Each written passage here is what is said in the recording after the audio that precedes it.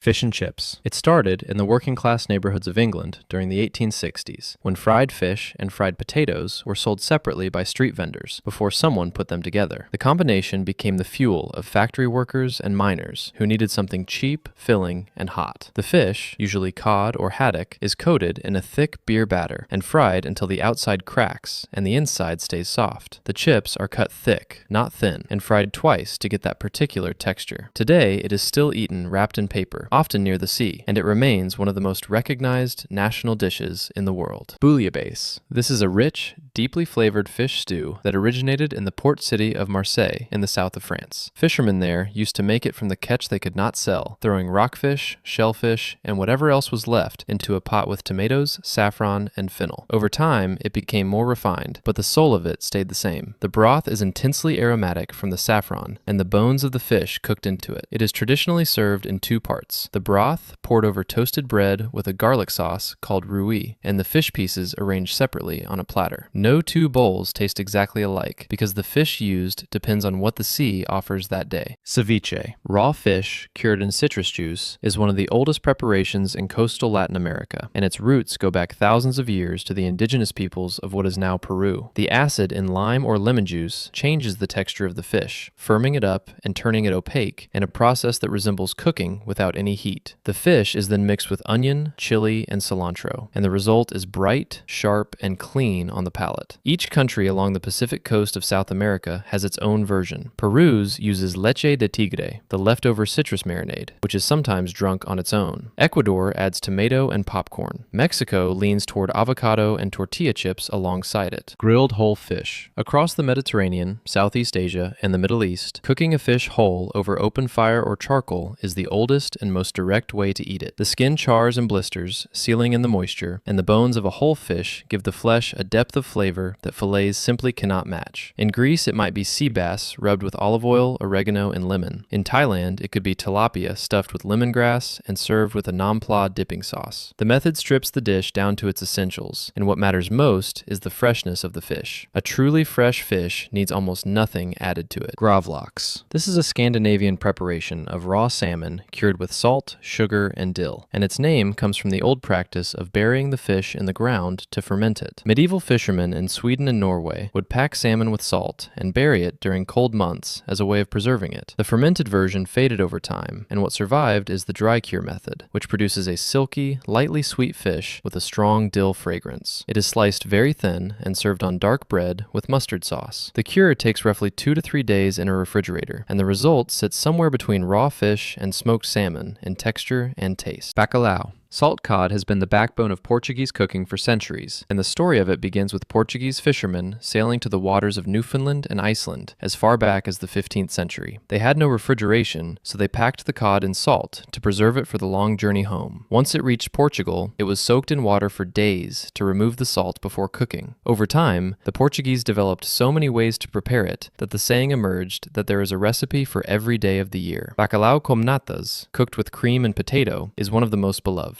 The dried fish itself has a concentrated, intense flavor that fresh cod does not have. Miso glazed cod. This dish became widely known outside Japan through the work of chef Nobu Matsuhisa, who adapted it for his restaurant in the 1980s. But the combination of miso and fish is ancient in Japanese cooking. The cod, usually black cod or sablefish, is marinated for several days in a mixture of white miso, mirin, and sake. During that time, the sugars in the miso penetrate the fish, and when it is broiled, the surface caramelizes into a deeply savory, slightly sweet crust. The inside stays extraordinarily tender because of the fat content of black cod. It is the contrast between the charred glaze and the soft, buttery flesh underneath that makes it so distinctive. Moule marinière. Mussels steamed in white wine with shallots, garlic, and parsley is one of the simplest and most satisfying seafood preparations in French and Belgian cooking. The dish is fast, usually ready in under 10 minutes, because mussels cook the moment they open in the steam. The liquid left behind in the pot becomes a light broth, thinned slightly by the natural brine the mussels release as they open. In Belgium, it is almost always served with frites alongside it. The dish requires fresh mussels above all else, and a closed mussel that refuses to open after cooking is discarded. There is nothing complex about it, which is precisely why it has remained unchanged for so long. Fish tacos. The origin of this dish is tied to the fishing communities of Baja California in Mexico, particularly around Ensenada and San Felipe, where vendors sold fried fish in tortillas on the waterfront. The fish is typically battered and fried, placed in a small corn tortilla, and topped with shredded cabbage, a white cream sauce, and salsa. The cabbage adds crunch and a mild bitterness that balances the richness of the fried fish. Grilled versions became popular later, particularly as the dish spread into California during the 1980s and beyond. The simplicity of it is the point. It is food designed to be eaten standing up, close to the water, with the fish as fresh as possible. Escabeche. This is a dish of fish that is first fried or poached, and then preserved in an acidic marinade of vinegar, oil, and spices. Its origins trace back to Persian and Arab cooking, and it traveled through Spain and Portugal into Latin America and the Philippines during the colonial period. In Spain, escabeche is often made with mackerel or sardines and served cold as a tapa. In the Philippines, it typically means a whole fried fish, covered in a sweet and sour sauce with bell peppers and ginger. The acid marinade originally served a preserving function, extending the life of cooked fish before refrigeration existed. What it also does is deepen the flavor over time, so escabeche eaten the next day often tastes better than it did when first made.